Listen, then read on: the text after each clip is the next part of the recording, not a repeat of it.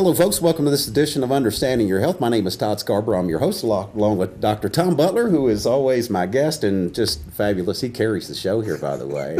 And it's a show where we kind of dig up a lot of facts and try to dig into a lot of this information and then throw a lot of the dirt down the hill, Tom, and the marketing hype and all of the baloney. And it seems like there's about 90% of it that's hype. And you get to the basic raw information that applies, and people kind of get a little discouraged because they hear one side, they hear another side, they hear all this conflicting information. And what we try to do here, folks, is we don't have any people that we're beholden to. We can just kind of fling it and say what we want to, and that's what we do here. So we usually don't have a dog in the fight. We don't have a dog in the fight. We just try to, I think we give a different perspective, and I hope everybody out there enjoys it. I enjoyed it. I get a lot of comments and people say, you guys are real and we just come to you real. But in speaking of something that's real, today's subject is certainly real. And Tom, I know when I talk about, my days as a first responder, EMT, and when we roll up on an accident and see children involved, that was the hardest thing for me to deal with as kids. And when kids are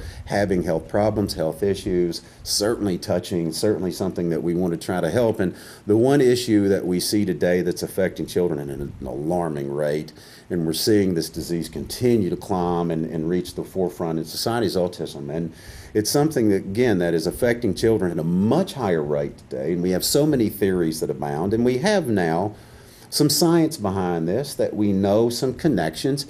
It is a touchy subject, folks, because obviously there are some opinions on both sides. We've had this particular subject's been in the news with some fairly high-profile people out there, the celebrities that have autistic children that have kind of come out. There's some people on both sides of the fence here that are really fighting the medical side and on down the line. And what we want to do with this show is kind of bring it back down into, again, some very basic information that we know, science that's there. And Tom, the one thing that we found more than anything else is with these children goes back, again, what we talk about so much is nourishment and nutritional issues, first and foremost, that we tend to see stick out. These kids, we need to nourish them as well off the front end. There's other things as well, but let's talk about the nourishment aspect as well, as far as what's needed, vitamins, mineral-wise, and that sort of thing. Well, let's start before the child is even out of the womb. Yes. So one of the theories, first off, this is on autism. So if you know someone, which you do, so 10 years ago, it was 1 out of 1,500.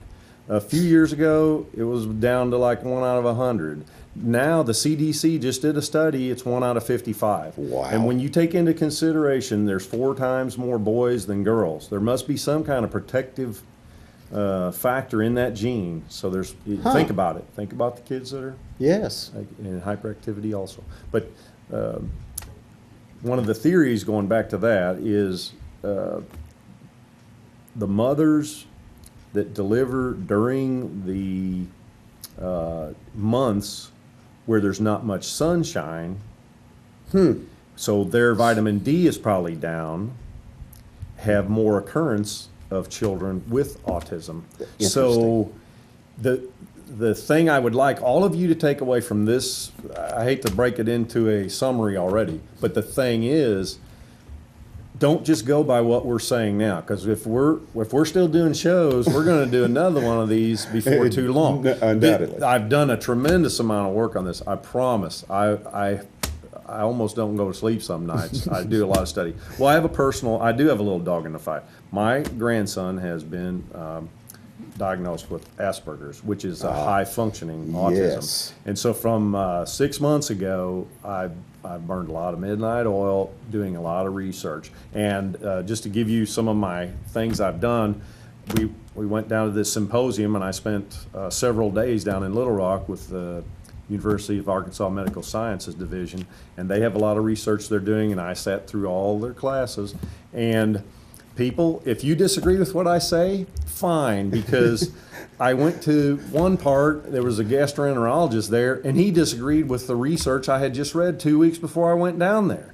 And then when I went to the next meeting, the head of the department disagreed with him and agreed with what I had just read. So remember we were talking about this is controversial. So yes, it is. We want to say things that can help. There are things that can help, and You certainly have all my sympathy with your children. And remember, no matter what we say, they're children first, and they have autism second. That's very right? true. And then again, it is very difficult because there's nothing more frustrating for a parent to have a child that has an issue that cannot be addressed, that can't be solved. It's got to be a difficult process. I've never had to deal with it.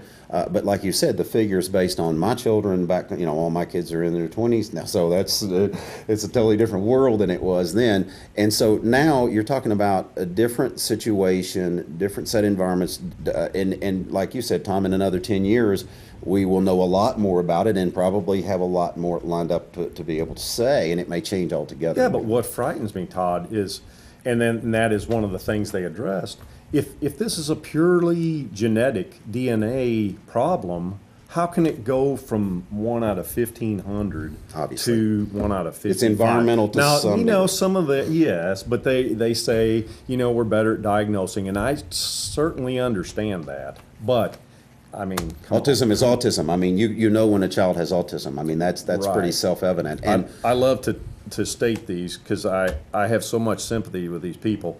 They might not play with you. They don't pretend. You point to something and say, look, and they may not even respond.